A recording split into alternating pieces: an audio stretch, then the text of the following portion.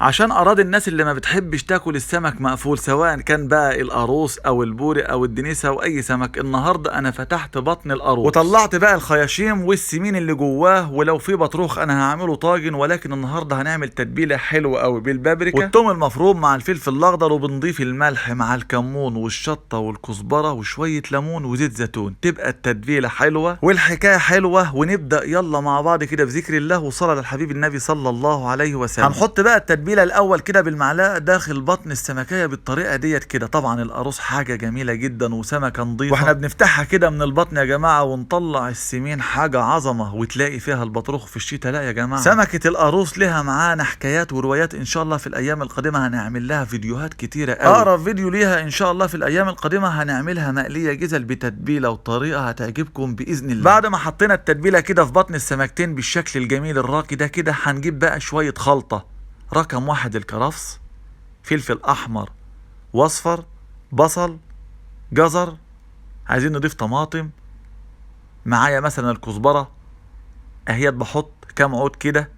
لو عندي بقدونس او شبت شغال، واروح احط الخلطه في بطن السمكايه. وبعد ما اسويها بقى اتفرج على جمال التتبيله مع الخلطه، هتشوفوا دلوقتي عظمه ان شاء الله. اهم حاجه طريقة التسوية. السمكتين كبار وعايزين طريقة تسوية ممتازة، يعني بمعلمة كده وبحرفنة او باحترافية. يلا بينا نحط شوية رد على الشواية الاول. الردة ديت بتحافظ على القشرة ما تتحرقش بسرعة يعني. بص على الشكل كده وانا بمشي السمكاية في الردة. تاني اهو بقفل البطن عشان الردة ما تخشش في الخلطة، وبعد كده بشيلها من الردة. ردة الناعمة اهي قدام حضراتكم. 7 دقايق وابدأ اقلبها، هو ده اللون المطلوب. كمان 7 دقايق وابدأ اسيفها على سيفها. البطن لا، اهو بص، احافظ على التتبيلة والخلطة اللي في بطن السمك. وبعد 3 دقايق على سيفه كده بالشكل ده، هجيب الصاج وادخل القاروص بتاعي في الفرن، ونخلي الراس يم جوه كده عشان برضو الديل ما يتحرقش في درجة الحرارة العالية من الداخل.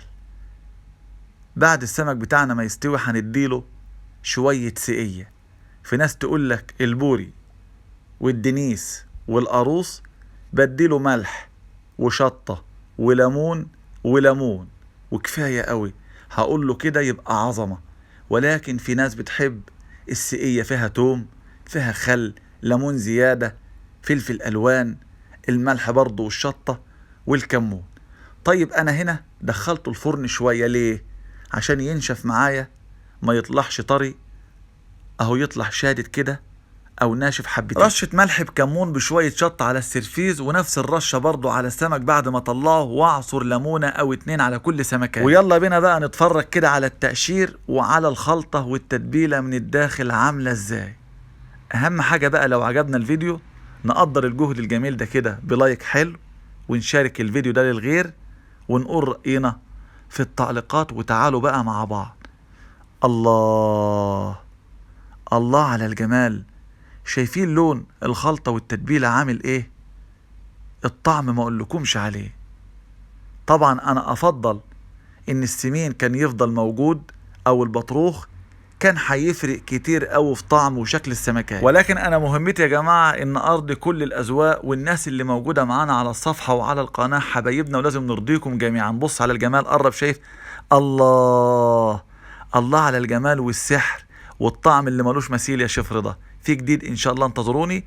لو مش متابعيني تابعونا عشان تشوفوا الحاجات الحلوه والاسرار الجميله من اخوكم وحبيبكم الشيف رضا شعبان فوده. اشوفكم على خير، والسلام عليكم ورحمه الله.